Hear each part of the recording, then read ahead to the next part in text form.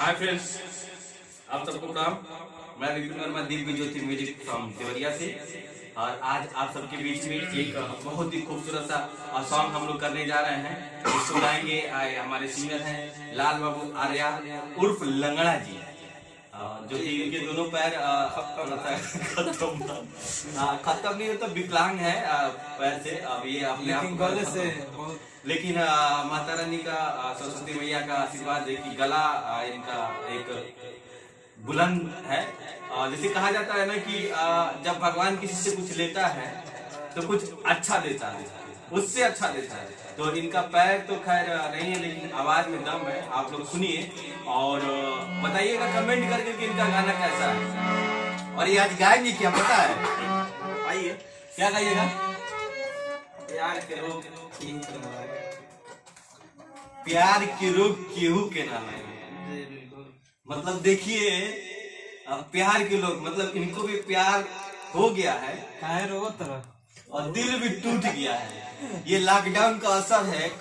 Corona तो धीरे धीरे गया, लेकिन इनको भी ले गया, तो दिल नहीं ले गया इनका पूरा ले गया। तो ये आज अब गम के मारे हैं और किसी की याद में आज ये सैड सॉन्ग गाएंगे और देखते हैं क्या गाएंगे। आइए पहले इनसे सुनते हैं जो लाइन क्या गाएंगे। आइए सब। तो खासा था ना, कोरोना नहीं था ना भाई। पैर तो खैर नहीं है। अरे पैर तो ठीक है, हमको लगता है कि सर आपको कोरोना हो गया है। नहीं, कोरोना नहीं हुआ, तो खास कह रहे हैं। अरे मौसम चेंजिंग हो रहा है थोड़ा। चलिए ठीक है, सुनाइए कुछ, क्या बताइए। बैठल बात नहीं। हाँ सुनाइए, पहले क्या गाएंगे? और प्यार के रोग है भगवान, केहू के नहीं लगाए हो।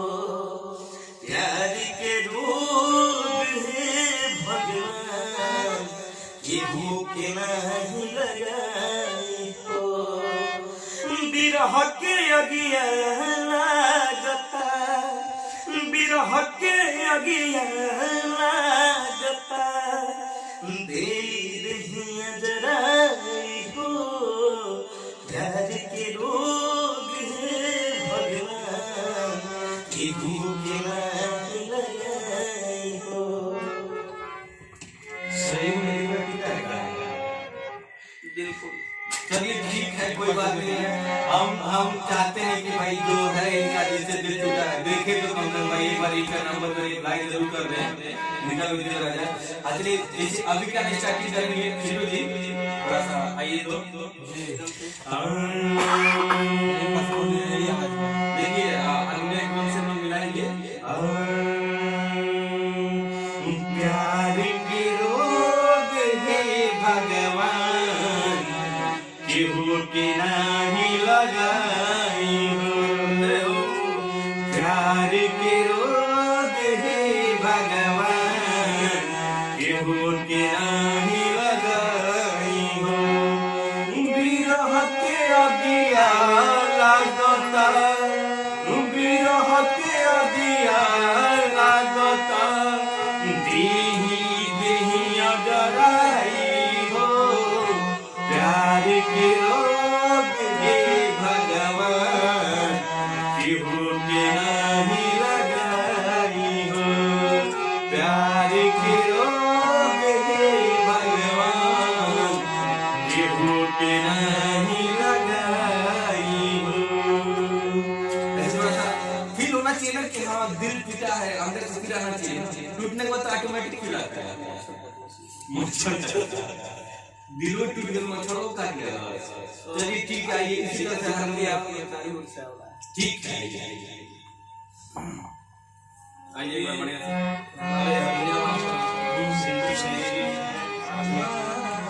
से आपको बहुत काम होगा। चलिए ठीक ठीक है, इसे टोन से मिलाते हैं। आइए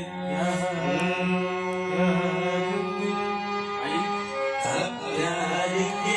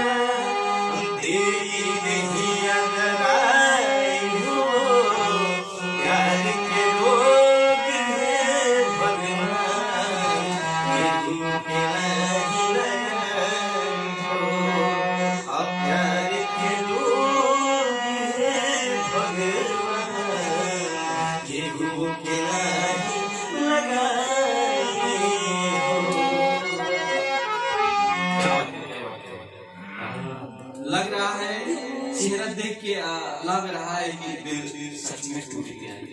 अफसोस हो रहा है, भगवान न करे ऐसा किसी के साथ लोग को दिल टूटता है तो सीधे स्टूडियो पहुंच जाते हैं, सीधे, क्योंकि एक वही ठिकाना है, दिल टूटे हुए लोगों का स्टूडियो ठिकाना है, पहुंच जाते हैं अपना दिल का दर्द बयां करने के लिए। चलिए ठीक है, आप देखते हैं इनका अंतरा क्या है, अंतरा क्या है दिल पर किया दिल में सिद्धू जी के साथ चलेंगे। जी जी बिल्कुल, हमारे सिद्धू जी है साथ साथ, यही हमें एक दिल का दर्द दबा देने के लिए। आइए आइए। दिल पर किया दिल में दिल, अब हुई जवा हो पागल, अखिया से नींद उड़ जाए, जाते रहे जागो। सही बात है भैया, तो प्यार हुआ तो ये हुआ।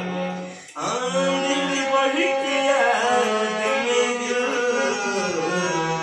हुई जवा हो पागल, अखिया से नींद उड़ जाए, जाते रहे जागो। आगम की बदलिया छा गई, दिलवा की कहीं से आगम की बदलिया छाई, दिलवा की कहीं से बिरह के अगिया लागता, बिरह के अगिया लागता,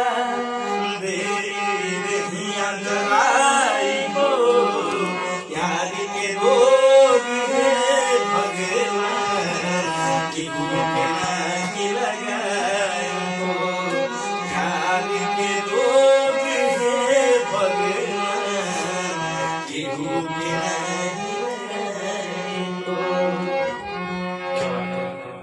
बहुत अच्छा इनका खूबसूरत सा सॉन्ग है, केहू के नहीं लगे, बहुत तकलीफ होता है और ऐसा ना हो। चलिए आइए एक बार इनका थोड़ा रिदम के साथ देखते हैं क्या चलता है।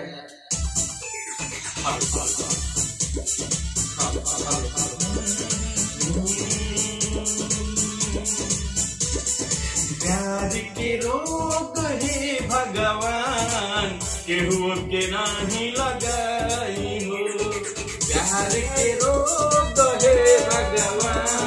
आवाज और से मतलब म्यूजिक का मतलब